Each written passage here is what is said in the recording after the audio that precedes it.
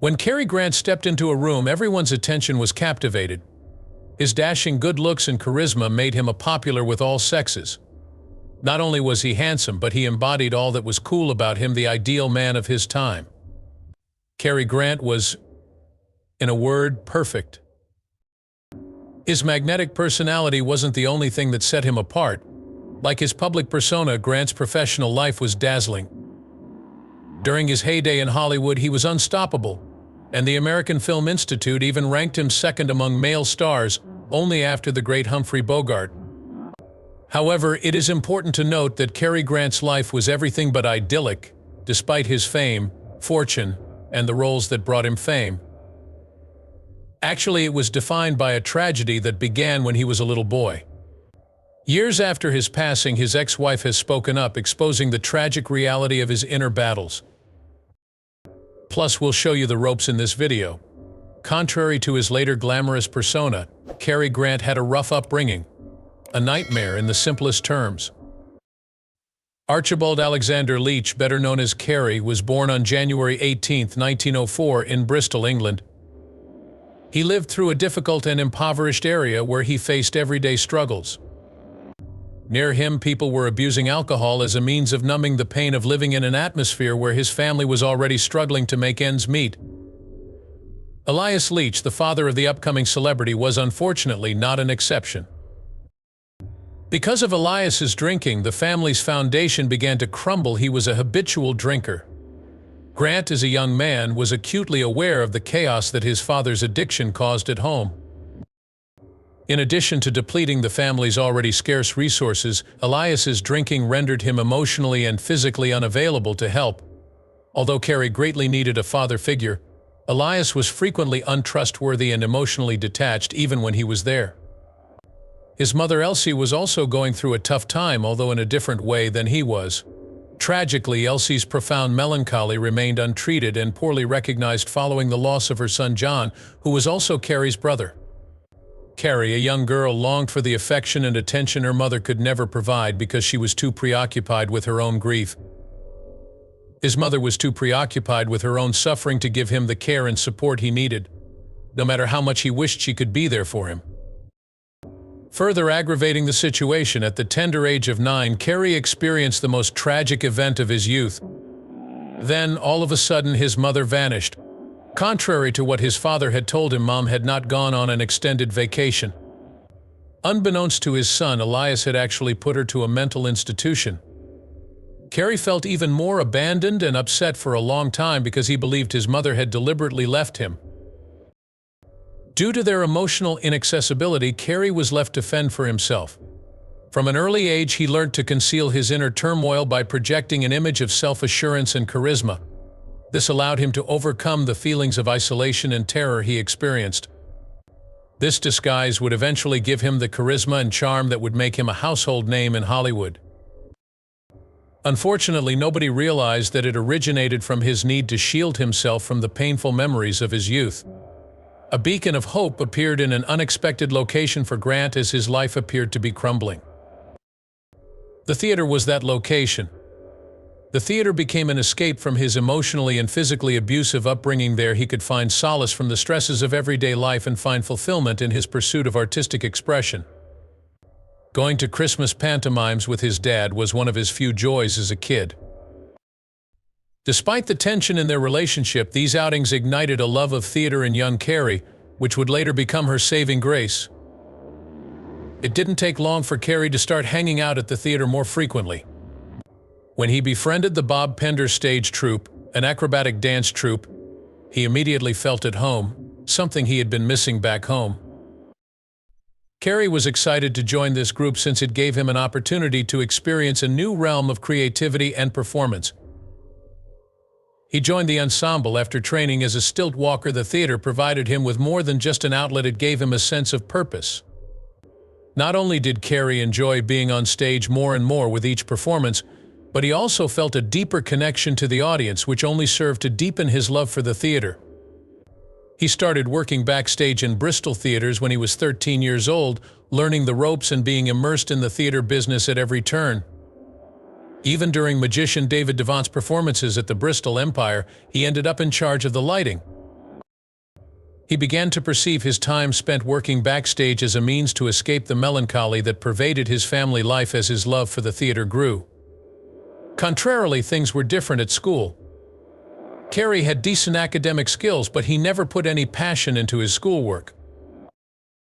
Aside from his attractiveness and acrobatic abilities, he was a sports prodigy, especially in the game of fives. On the other hand, he had a mischievous side and would prefer play with his peers than do his homework. Ultimately, Cary's expulsion was the result of his disinterest in education. He was allegedly involved in a heist with many classmates, or he was found in the girls' restroom, according to some. However, further details were included. Cary had already decided to drop out of school and become an entertainer. He returned to the Penders just 3 days after being expelled, determined to follow his aspirations. Cary would have a regular income, housing, and dance classes until he reached 18 because his father co-signed a contract with the Penders when he started working in Southampton. He embarked on his path into the entertainment industry at this point. Joining the Pender Group allowed Cary to carry on with his profession. A fresh direction started to emerge in Cary's life. The child's physicality, slender, nimble, and completely under control, became a trademark of his acting approach as he performed pantomimes across the nation. Participating in the troupe's activities increased his skill set and exposed him to the entertainment industry.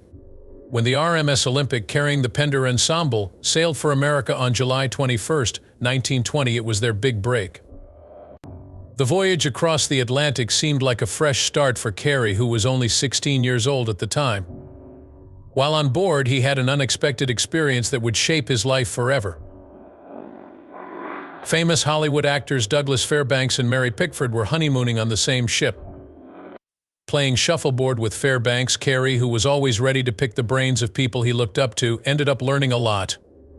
Cary would eventually adopt the charisma, self-assurance, and body of the actor. Upon reaching New York, Cary and the Pender troupe had a performance at the New York Hippodrome, which had a capacity of over 6,000 people and was the biggest theater in the world at the time. For 9 months, Cary performed in 12 shows per week, which was quite an accomplishment for a child his age on such a grand platform. His commitment and passion for the trade shone through in the demanding timetable. Cary finally started to see the results of his labor when the production of Good Times was a smashing success. As word of his performances spread, he began to feel that a career in show business wasn't far-fetched, but rather within grasp. During the transition from the 1920s to the 1930s, Cary's career gained momentum. He was a mainstay in American musicals and comedy on stage, gradually being known as a multi-talented entertainer. When he inked a deal with Paramount Pictures in 1932, he finally broke through in Hollywood. Studio heads, though, thought his real name, Archie Leach, lacked the ring of a starring man. They decided to rename him Cary Grant, a name that would come to represent elegance and refinement in society. The name was formally adopted by Cary in 1941. Complete transformation into the iconic figure that Hollywood would come to know and love. Cary started out in Hollywood with little parts in low-budget features and short films, but he quickly became a star. His portrayal of a rich playboy and blonde Venus piqued the interest of viewers and reviewers alike, suggesting the emergence of star power. But it was in 1933 when Cary's career really began to soar, all because of Mae West. She cast him as the lead in her 2 highest-grossing pictures, She Done Him Wrong and I'm No Angel, because she saw something exceptional in him. By starring in these films, Cary became a household name in Hollywood. Even though Cary came out as shy in these early features, he was actually subtly developing the on-screen image that would come to define his career. His classy good looks and graceful performance made him an instant sex icon. Someone who was friendly and not intimidating, he was particularly distinctive due to his unusual speaking voice.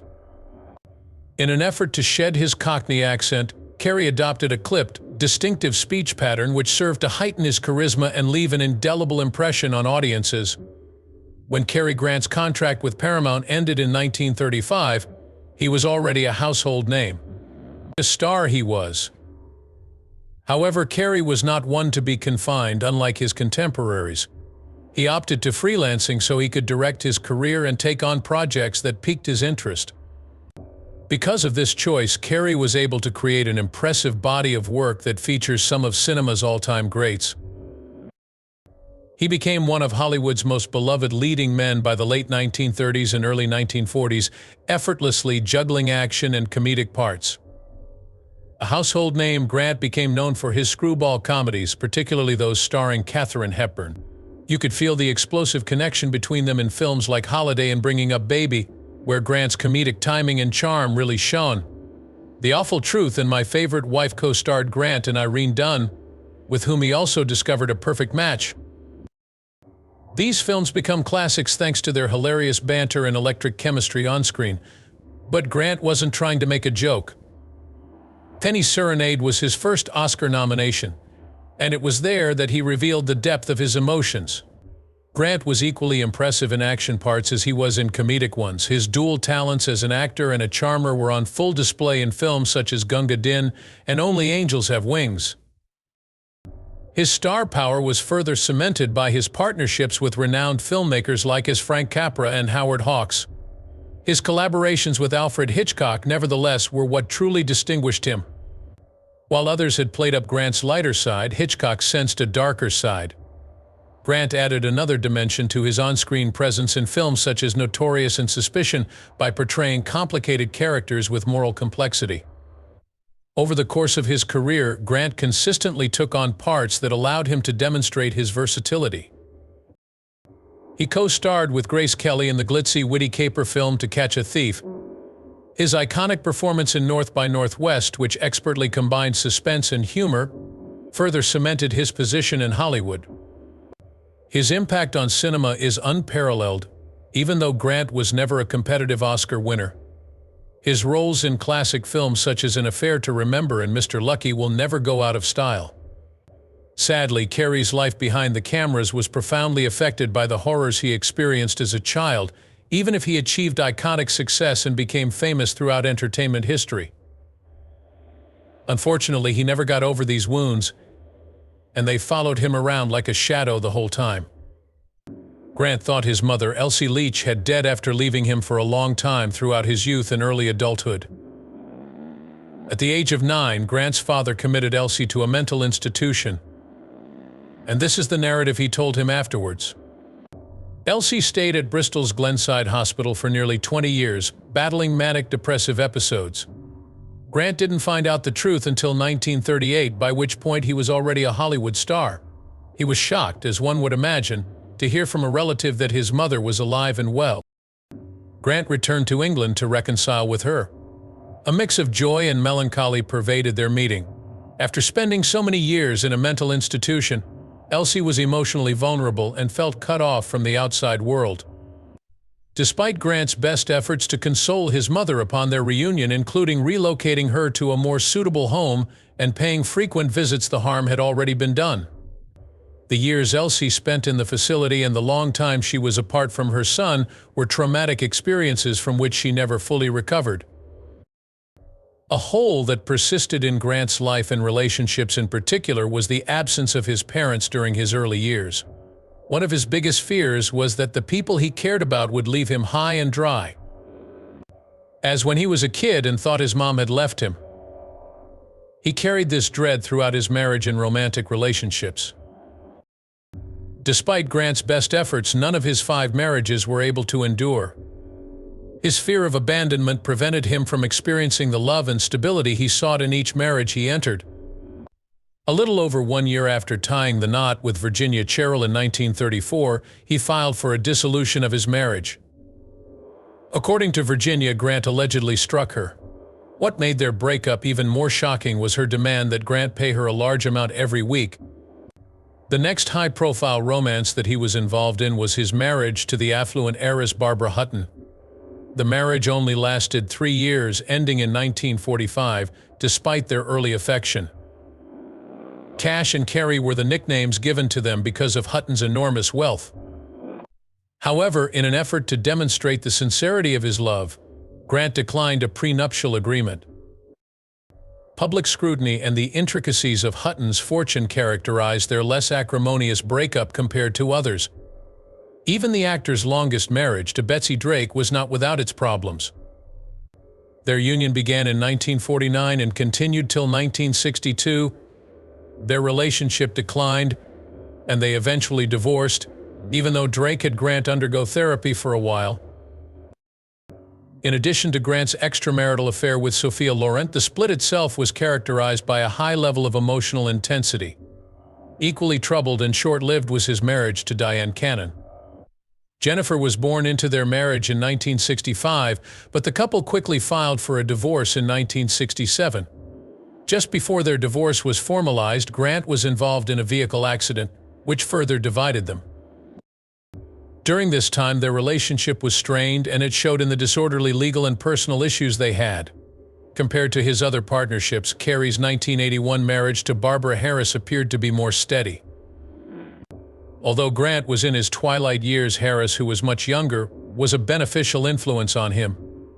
Surprisingly, their marriage endured until Grant's death in 1986, despite the age gap and the many hardships he had previously endured. The public didn't really grasp the hardships the Hollywood icon endured during his lifetime until much later on. His fourth wife, Diane Cannon, has revealed some unsettling facts about her relationship with Grant, even though she passed away years ago. Cannon recently reflected on the difficulties of her brief but troubled marriage to Grant, who was 61 years old when she wed him in 1965 at the age of 28, in an interview.